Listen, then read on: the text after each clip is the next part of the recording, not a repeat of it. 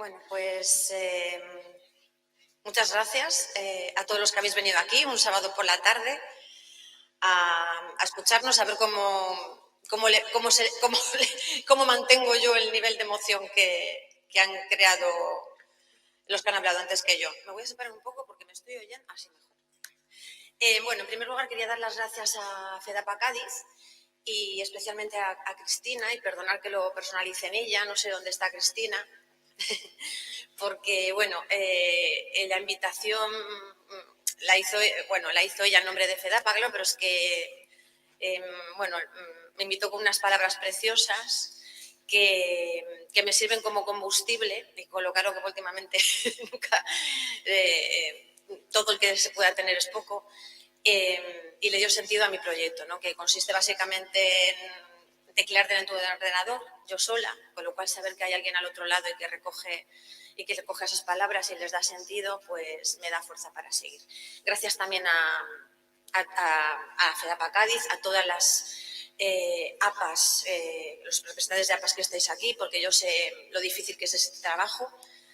He intentado participar en las AMPAs de los colegios donde están mis hijos, siempre en tercera, cuarta o quinta línea, pero soy consciente del trabajo que hacen los que están en primera línea, que encima parece que está siempre en la línea de fuego, porque para los profesores son parte de las familias, para las familias parece que son parte del funcionariado, y todos los golpes les caen a ellos, que son los que además intentan luchar precisamente por las familias. Bueno,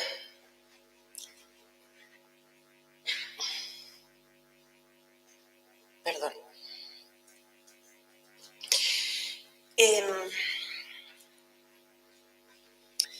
Antes que Antón, que es la persona que me ha traído a este lugar en el que estoy ahora mismo, si no hubiera nacido Antón yo estaría en otro sitio, no sé dónde estaría, ni si estaría mejor o peor, pero no estaría donde estoy hoy aquí. Nació su hermana Amara y durante 4 años, 3 meses y 2 días fui una madre ordinaria, una madre corriente y moliente, si tal cosa existe, porque no hay dos personas iguales en el mundo, todos los seres humanos, los miles de millones que somos diferentes. Entonces no hay dos personas iguales, no hay dos bebés iguales y mucho menos puede haber dos madres iguales, ¿no? Con esta expresión quiero decir madre de una niña que tenía una funcionalidad similar a la media estadística del resto de niños y niñas, ¿no? Pasados esos 4 años, 3 meses y 2 días, nació Antón, que nació con una condición genética poco frecuente, eso que mal llamamos enfermedades raras, pero que hizo que mi experiencia de madre de Amara ya no sirviera para él, que me convirtiera en otro tipo de madre. Le llamo madre diversa, se ve mal la pantalla, no se ve entero, bueno, vamos a tener que conformarnos. Le llamo madre diversa porque que tampoco me gusta, de hecho cada día me gusta menos, pero mientras no se me ocurre otra expresión, pues de alguna forma le tengo que llamar. Lo que quiero decir es que me convertí en madre de un niño que tenía una forma de funcionar distinta a la media estadística de niños y niñas, ¿no? Así que tengo experiencias en esas dos maternidades tan distintas. El diagnóstico de Antón fue un mazazo, ¿no? Aquí hay más madres que han pasado por esa situación y sé que me entenderán, ¿no? Un impacto brutal que puso patas arriba toda nuestra vida, y no solo su diagnóstico, sino sobre todo su pronóstico, ¿no? Un pronóstico que aseguraba que su funcionalidad iba a estar muy limitada, que no iba a hacer nada de nada y que seguramente no llegaría al año de vida y que de ninguna manera cumpliría los 5, ¿no? Y Antón acaba de dar una conferencia con 17 años. Entonces, bueno, afortunadamente el pronóstico de esta pitonisa de bata blanca pues no se cumplió, ¿no? Entonces, ni por asomo. Pero claro, eso es algo por aquel entonces yo no podía saber. Así que ya digo que el impacto es que si me acerco mucho me hace eco y no me centro, pero que el impacto en nuestras vidas fue tremendo, ¿no? Y durante mucho tiempo, por eso he puesto ahí lo que representa ha sido el medio lluvia muy grande y Antón muy chiquitito, porque yo cada vez que miraba a mi hijo no era más que capaz de ver eso, no va a hacer esto, no va a hacer lo otro, se va a morir. Pero bueno, ya digo que afortunadamente no se cumplieron. Pero esa etiqueta, la etiqueta que le pegaron a mi hijo nada más nacer, no me dejaba ver a mi hijo, no me dejaba ver al niño que era. Por suerte para todos, Antón se empeñó desde el primer día en que le viéramos, ¿no? En que viéramos al ser humano que era y que nos olvidáramos de la dichosa etiqueta. Debo confesar que a su padre le costó muchísimo menos que a mí, pero bueno, también yo lo puedo conmigo, con mis prejuicios. Y los derribó a patadas y sobre todo con sonrisas, porque mirad esa foto y ya me diréis cómo no acabar viéndole a él, ¿no? Había un nombre para eso que me pasaba, pero yo todavía, quiero decir, esos prejuicios que yo tenía, esa persona que yo era, pero todavía no lo conocía. Una de las cosas que más desearía en este mundo sería retroceder en el tiempo y poder disfrutar al bebé Antón, porque no lo disfruté, solo lo lloré.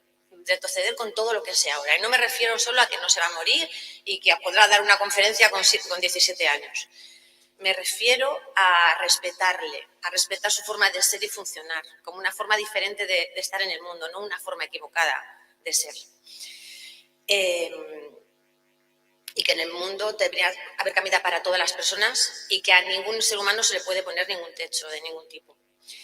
Tengo muy poco tiempo, estoy resumiendo este proceso interno que fue larguísimo, este proceso de destrucción de mis prejuicios lo estoy resumiendo muy rápido, ¿no? Un proceso de repensarme yo y reconstruirme en mi relación con la discapacidad. De hecho, es un proceso que no ha acabado, porque cada cierto tiempo, cada día, asoman esos ramalazos que yo de la era pre-Antón. Solo que encima él ahora está a mi lado para hacérmelo ver y ya además lo verbaliza.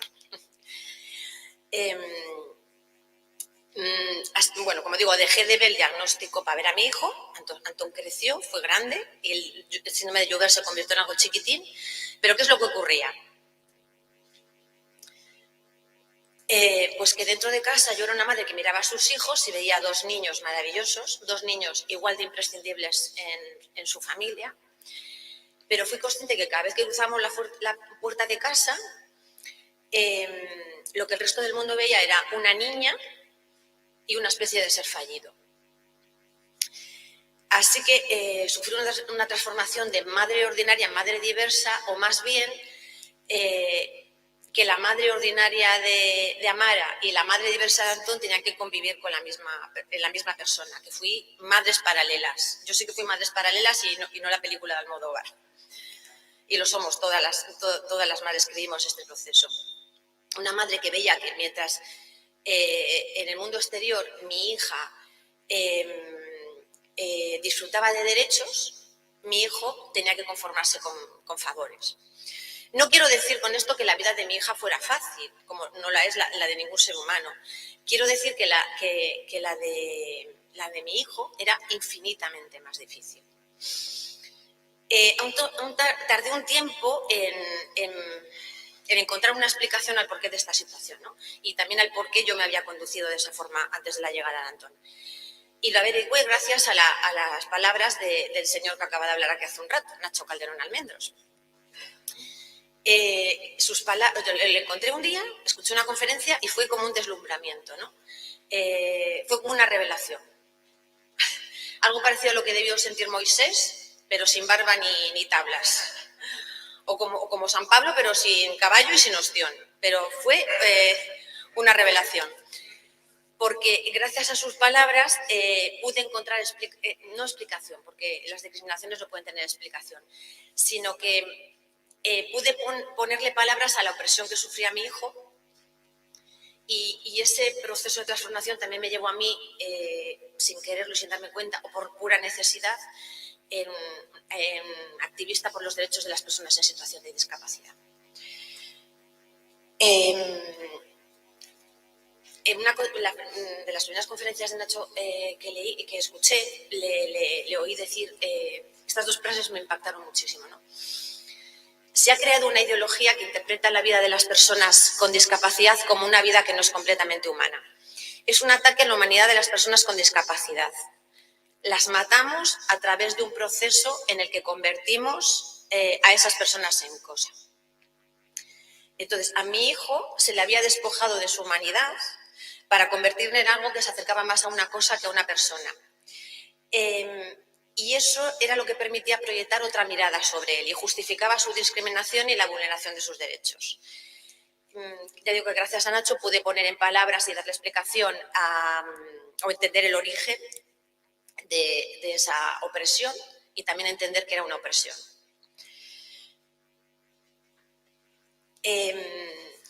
Y la palabra que yo no sabía antes de nacer Antón, ni durante mucho tiempo, de lo que yo era una persona capacitista, igual que es el sistema.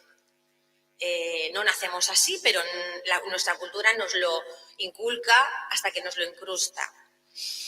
El capacitismo es una forma de discriminación o prejuicio social contra las personas con discapacidad. Es el equivalente al racismo, pero aplicado a la funcionalidad en lugar de a la raza. Capacitista es la persona o ideología aplicable a quien considera que las personas que funcionan de acuerdo a la mayoría estadística de la población, hablo de normofuncionales, personas sin discapacidad, son superiores a las personas con discapacidad, diversofuncionales, o sea, personas con discapacidad. La persona, ideología capacitista, considera que la discapacidad es un error y no una consecuencia más de la diversidad humana como el género, la raza o la orientación sexual. Y ese esquema dictado por el capacitismo, el de disfrute de derechos en contraposición a su carencia y el tener que conformarse con favores, pues también se trasladó a la escuela.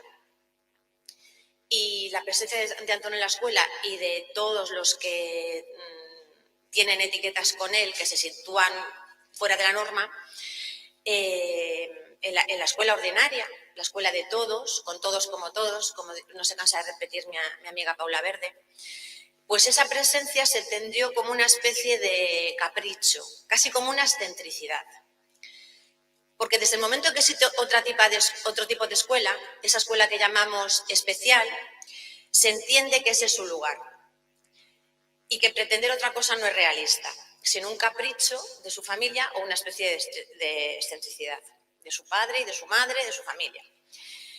Y desde ese punto de partida, si la escolarización de ese niño o niña fracasa, la responsabilidad no se entiende que es una responsabilidad de la escuela, sino de esa familia que se ha empecinado en que ese niño esté en un lugar que no le corresponde, en un lugar que no es su lugar.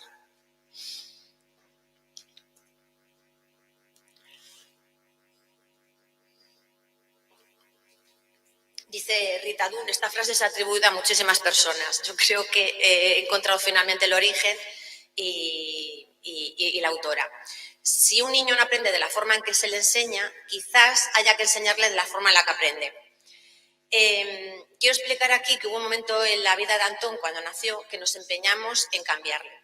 Porque el modelo médico rehabilitador, ese que confiaba tan poco en Antón y tenía tan pocas expectativas respecto a Antón, el que nos había transmitido todo eso, también nos convenció de que si le sometíamos a muchas terapias, mucho tiempo, constantemente, podríamos arreglarle, ¿no? Podríamos convertirle en lo más parecido a un niño ordinario. Pero no funciona así. Antón nunca va a ser un niño ordinario, afortunadamente. Va a ser siempre un niño extraordinario. Por no alargar la historia, voy a resumir que cuando Antón tenía 4 años dejamos todas las terapias, ¿no? Y que lo que intentamos fue usar como terapia la vida diaria, la cotidianidad. Intentar adaptar el mundo a él y no cambiarle a él para que se adaptara al mundo. Y ahí se produjo un choque con la escuela, no en los primeros años, porque tuvimos la suerte que sus primeras profesoras fueron extraordinarias, trabajaron codo con nosotros, fueron ellas las que me enseñaron a mí. No solo tuve suerte Antón, sino también la tuve yo porque me educaron también como madre, ¿no? En encontrar vías, instrumentos, herramientas, metodologías para que Antón pudiera hacer lo mismo que sus compañeros. No cambiarle a él para que lo hiciera de la misma forma que los demás. Pero bueno, ya digo que eso fueron solo los primeros años, después las cosas se torcieron y nos metimos en eso que ha dicho Mariluz, que ha denominado también el síndrome de septiembre. Y ese temblar cada vez que se acababa el verano y se acerca el primer día de clase, decir, saber que peor que el sorteo de la Champions o lo que sea que hagan los del fútbol, que no sé muy bien. El nombre que decidía quién era ese año el profesor o profesora de tu hijo, pues decidía no solo sus aprendizajes, sino la felicidad de ese niño y de toda su familia. Entonces, bueno, pues el aprendizaje de Antón y la socialización, que son básicamente las dos razones por las que mandamos a los niños al colegio, pues dependió de su familia, ¿no? Además de madre, tuve que convertirme en maestra y en dinamizadora social.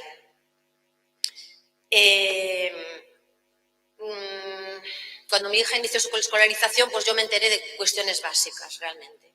De hecho, el curso de primaria fue una pelea constante para conseguir que ella hiciera sola las tareas y no que estuviera yo pendiente a su lado. Yo decía, bueno, pues si no entiendes algo, mañana que te lo resuelvan, porque el sentido de los deberes es reforzar lo que has aprendido. Si no lo has aprendido, no lo sabes, pues ya te enterarás mañana. Y pues sabías... O sea, no es que no me olvidara, pero hacía ahora veo que no era nada. Yo no sabía lo que vino después. Pues primer aprendizaje, estamos ahora con las sumas conllevadas, pregúntame las tablas, me tienes que comprar un compás, tal libro de lectura. Pero con Antón no pasó eso. Tuve que abordarlo todo, absolutamente todo. Y como es imposible que me acuerde, pues he intentado estos días recordar lo que hemos hecho, o sea, me venía lo de los últimos años. Y estoy haciendo memoria y casi prefiero leer la lista. Metros de velcro, facturas enormes en plastificaciones y todas las paredes de casa cubierta de murales, los primeros años de aprendizaje de la electroescritura. Reescribir sus cuentos preferidos con mayúsculas y con un lenguaje simplificado para que pudiera leerlos de forma autónoma. Miles de horas buscando aplicaciones cuando el bendito iPad llegó a nuestra casa. Más miles de horas rebuscando por internet en busca de ideas, recursos, porque yo soy muy mala ideando, pero se me da muy bien copiar. Y eso es lo que hacía, copiar las cosas buenas que encontraba.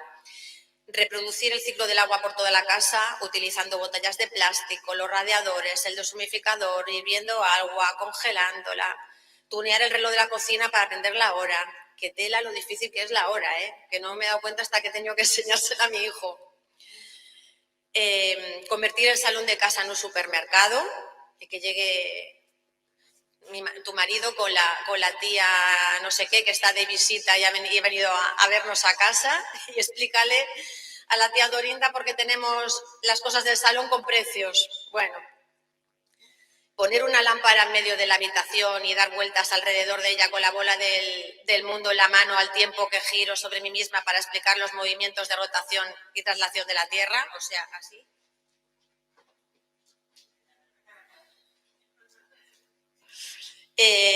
Diseccionar todo tipo de frutas hasta conseguir que una manzana pudiese reflejar las partes de la geosfera. Al llegar al sistema digestivo no me diseccionó yo de milagro. El paso a secundaria fue directamente el infierno. Volver a averiguar cómo se resuelven operaciones combinadas, raíces cuadradas, ecuaciones, el mínimo común múltiplo y el máximo común divisor, operar con potencias, desentrañar el funcionamiento del interior de la Tierra, inventar trucos para aprender los nombres de los orgánulos de la célula eucariota y todas esas cosas absurdas que el sistema obliga a nuestros hijos a aprender, no, a devorar para vomitar, a masticar, machacar, vomitar. Es bulimia totalmente. Yo me lleno y vomito porque necesito meter más cosas para lo siguiente.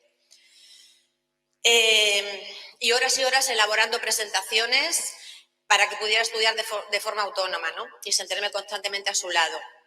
Para historia, biología, lengua, cultura clásica y el resto de las 15 asignaturas curso que tiene este sistema licencial nuestro que tenemos. Lo peor de este listado que he leído, lo peor era tener que escuchar continuamente y por parte del propio sistema, qué suerte que tiene Antón con su madre. Y no, qué mala suerte que tiene Antón con la escuela.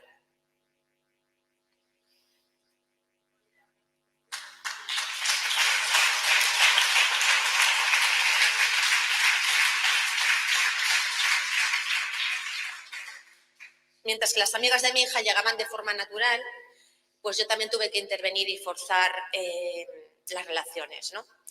Pensaba mil estrategias, porque esto era aún más difícil, porque yo no podía estar en el patio del colegio y desde fuera tenía que idear qué hacer para que esas relaciones tuvieran continuidad luego en el patio.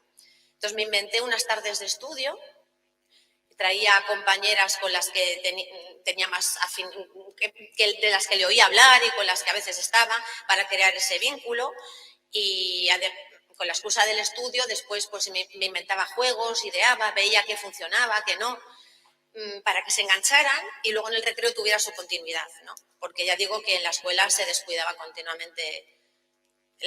El patio no es parte del currículum, es un tiempo de libre para todos, para los adultos y para los niños, ¿no? Como si salieran del colegio, abandonaran la escuela y volvieran a entrar después. Bueno, pues tuve que suplir todo lo que la escuela descuidaba, ¿no? Y fue duro. El caso es que te acostumbras a ello y lo haces por inercia, ¿no? Porque es lo que toca hacer, porque si no lo haces tú no lo va a hacer nadie, ¿no? Y lo peor no es el consumo de tiempo, de energía, que descuidar a mi vida profesional y trabajar a ratos, que descuidar a la madre de Amara, que ejercía lo mínimo, y eso es algo que me perseguirá hasta el día que me muera. Perdona, Amara. Sí, lo peor de todo es que la escuela, en vez de, parecía empeñada, en lugar de aprovechar todo eso que yo hacía, estaba empeñada en echarlo por tierra, ¿no? Y además yo me siento amordazada y maniatada, porque cada vez que protestaba, que hacía ver que se descuidaba la atención a Antón, sus aprendizajes, sus relaciones sociales, pues el sistema le castigaba a él, que era el que tenía que cruzar esa puerta todos los días. Entonces aprendí a callar y a autocensurarme. Y al llegar a secundaria fue más exagerado todavía, porque no quería ser la madre conflictiva que me acababa convirtiendo en primaria y que no había conseguido nada, sino todo lo contrario. Bueno, voy a resumir la etapa de secundaria, aunque, bueno, Antón ya lo ha explicado él en sus propias palabras, diciendo que el año pasado Antón dejó el sistema de forma presencial porque enfermó de soledad.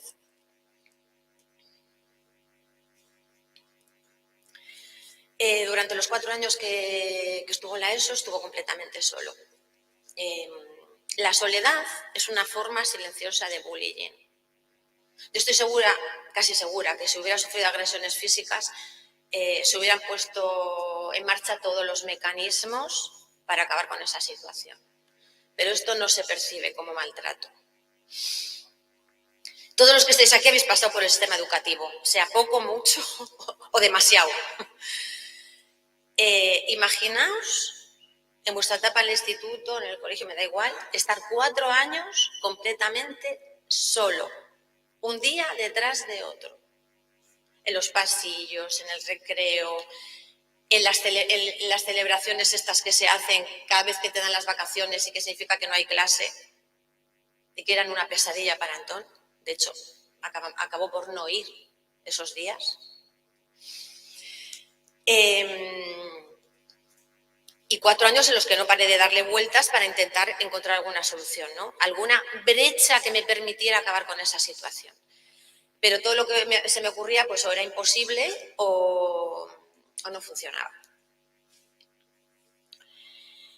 Dice una amiga mía, María Luisa Fernández,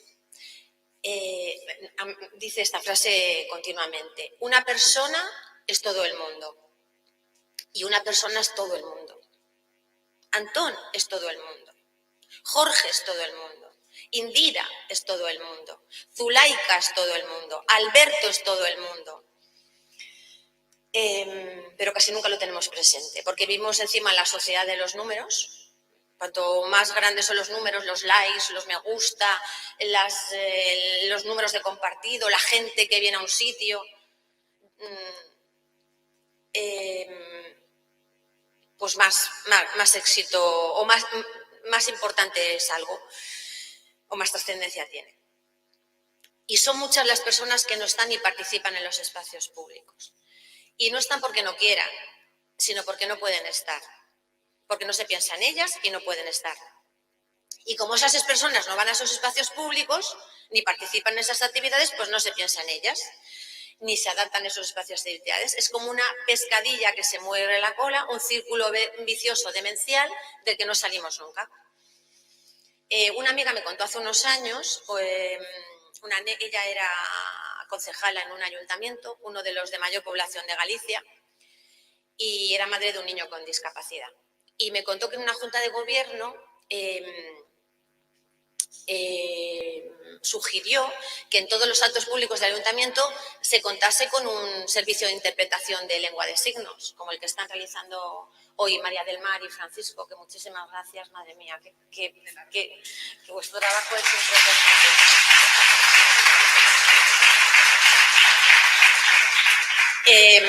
Y la respuesta del alcalde fue, ¿para qué si no vienen? Y ella dijo, claro, no vienen porque no hay intérprete y no salimos de yo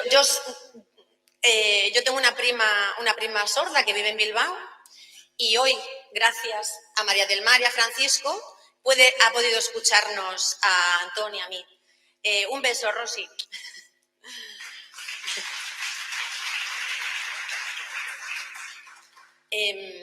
Esto que ocurrió en una ciudad de las más grandes de Galicia podía haber ocurrido en cualquier ciudad de España y del mundo, ¿no? Porque el capacitismo, además da igual quién gobierne, porque el capacitismo no entiende de ideología ni de colores políticos, desgraciadamente. Vale. Bueno, la escuela se sostiene sobre 4 columnas, que son los docentes, el alumnado, la administración y las familias. Si falla uno solo de estos pilares, la escuela se tambalea, se desmorona y se derrumba. Quiero aprovechar que este congreso lo organiza una asociación de familias en la escuela para pediros que penséis en la responsabilidad que tenéis en eso que llamamos inclusión, que no es algo que depende solo de los docentes, de la voluntad de los docentes o de los medios y recursos que aporte la administración, sino que depende de todos, para que estén todos y no falte nadie.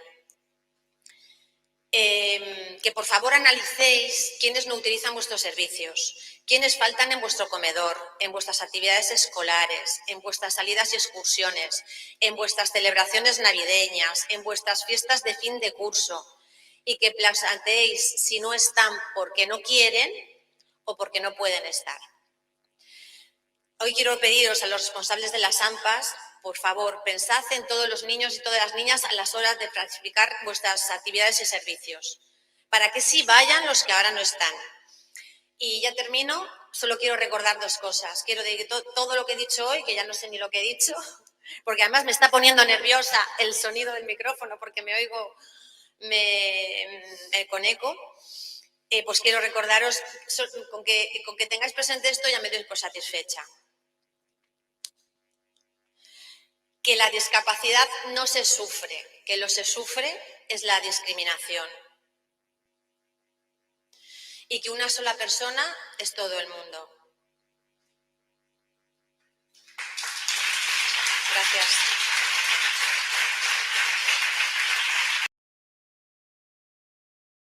Que ponen la inclusión educativa mucho más allá de eso que hemos llamado incluso barreras. Y desde luego mucho más allá de propuestas metodológicas que se nos ocurran, sean cuales sean. Un día yo le pregunto a Rafa que por qué cuando en su escuela secundaria quisieron echarlo, él se juntaba con esos niños y niñas que son llamados malos alumnos porque no son lo que la escuela desea. Él me decía, porque con ellos el Down no era estar solo. Era como si el Down fuese un asesino en aquel tiempo. ¿Qué ha hecho el Down? Que me encuentre solo, que me desanime, que esté cabizbajo. El Down era diferente con ellos, Cuando estaba con ellos era como si no tuviera Down. Ahí me convertía yo en policía y quitaba de en medio al Down. Y le decía mentalmente a los demás que me apoyaran. Y yo al Down lo atrapo, lo dejo en la cárcel y yo soy libre. Entonces yo le pregunto, ¿y ellos te ayudaban en eso? Dice, el Mofli y esta gente me ayudaban a que yo fuera libre. Porque al principio no se daban cuenta de que yo era Down. Y cuando se dieron cuenta, me quieren. Y me hacían que yo esté con ellos. Por estar acompañado, yo era más libre.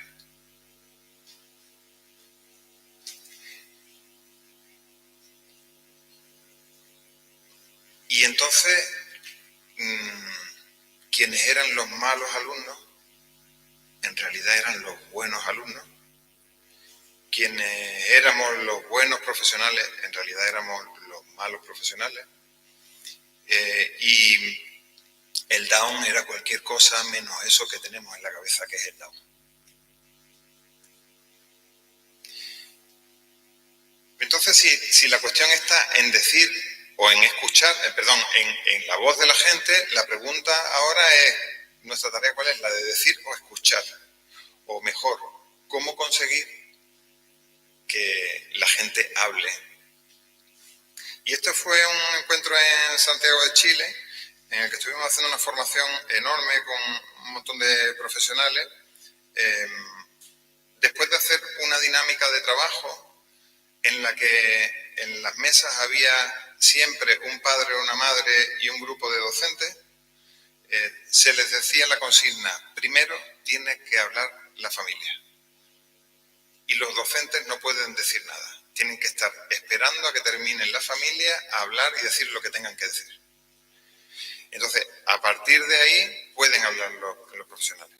Después se hizo una asamblea y en la asamblea un padre levantó la mano y dijo, oiga, yo pensaba que ellos iban a decirme qué tenía que pensar y qué hacer. Y me he dado cuenta de que soy yo quien tiene que hacerlo. Y ese fue el gran aprendizaje de aquel día. Que en realidad cuando dejamos espacio a que las otras personas hablen, las otras personas toman su responsabilidad en ese espacio. Y una chica, yo recuerdo también, esto fue también en Santiago de Chile, yo les propusimos un trabajo participativo para analizar, es esta chica que está escribiendo ahora mismo, les propusimos un trabajo participativo a un grupo de estudiantes para pensar cómo eran las escuelas y yo pasaba por las mesas y les preguntaba, ¿cómo vais? Y esta me cayó en un par de ocasiones y me dijo, por favor, no moleste. Que me quedé cortado las 2 veces que pasé. Cuando terminó hicimos una asamblea, ella habló y terminó, cuando terminó todo aquello me acerqué a ella y le dije así como en broma, bueno, ya no me vas a rear más, ¿no? Y entonces me dijo ella, es que hay que ser rebelde. Y entonces yo le pregunto, sí, y dice, sí, para que las cosas cambien. Pues las cosas no cambian si no somos rebeldes, claro. Y esa rebeldía tiene que ver con lo que Adela Cortina dice, vale, sí, somos nuestros relatos, pero también es cierto que nos integramos en el río de las comunidades de sentido, es decir, que hay otras historias que preceden a la nuestra. Entonces, somos relatos, pero hay otros relatos que nos dicen cómo pensar nuestros propios relatos. Y esta chica lo que estaba diciendo es, hay que cortar ese relato. Hay que parar ese relato que nos precede. La cuestión es que cuando las familias comienzan a construir su propio pensamiento, incluso también esto le pasa a los chicos y a las chicas, primero generan un movimiento de rebelión, después de ese movimiento de rebelión ven que hay dificultad para llevarlo a cabo y entonces se produce un choque con la realidad y en ese choque viene el miedo. Y la emoción que mueve es el miedo. Si al principio era la ira, ese movimiento de rebeldía el miedo lo que hace es paralizar. Y lo que se nos dice es que los sueños son irreales y son problemáticos. No sueñes. Pon los pies en la tierra. Lo que hay es lo que hay. Mira a tu hijo. Tu hijo es lo que es. Eso es lo que nos dice a menudo la escuela. Y entonces la realidad es lo que ve el profesional. Y entonces esas otras voces o esas otras miradas quedan solapadas por la mirada del profesional, que imposibilita que se generen otras nuevas narrativas, otras nuevas historias.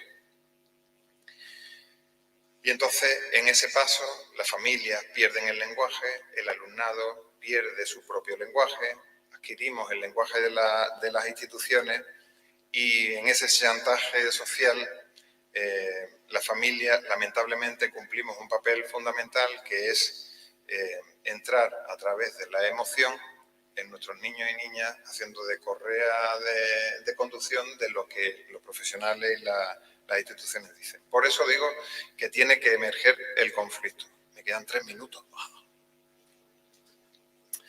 Claro, el problema es cómo podemos hacer para que ese conflicto se mantenga y seamos capaces de mantenerlo, claro.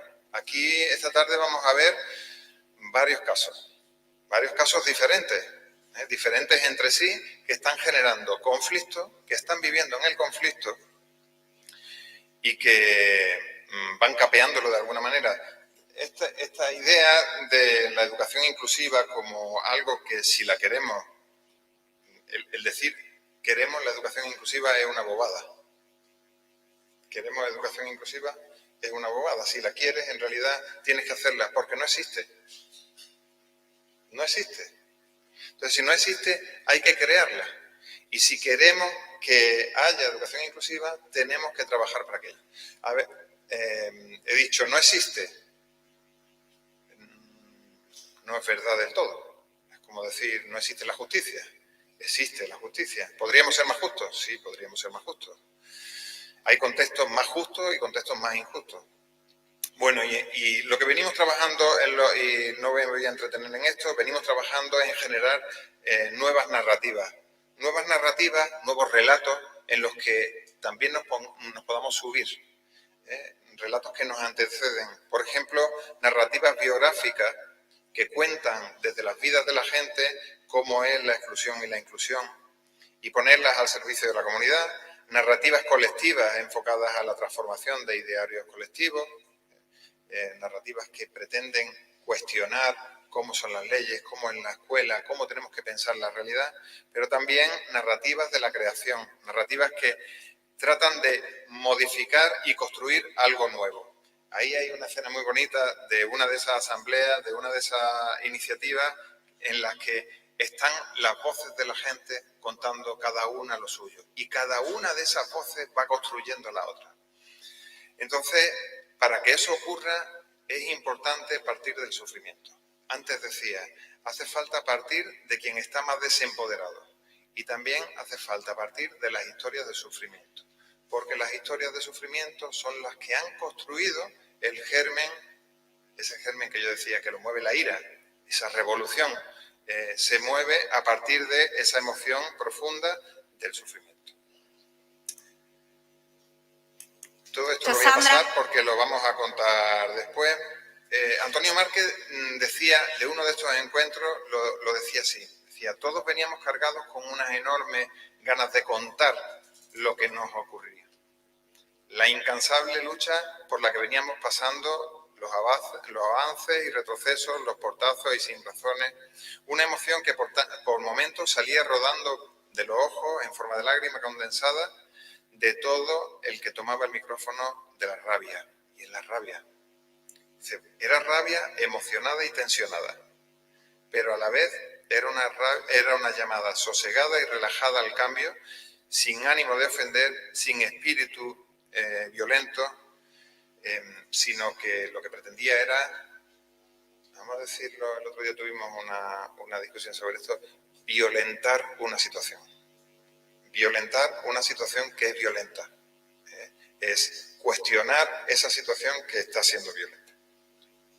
Entonces, algunos aprendizajes que yo saco, Pues que necesitamos un posicionamiento rotundo y crítico para que la realidad se modifique, que necesitamos transformar nuestras relaciones pasando a la escucha y silenciando, y ahora este paréntesis me parece fundamental, nuestro poder.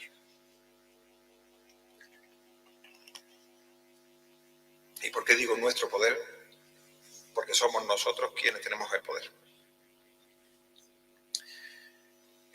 Bien, y entonces educar es educarnos. Siempre que veo esa fotografía, pienso, el problema está en medio de esas dos personas. Vale, y ya solo dos testimonios, con esto cierro.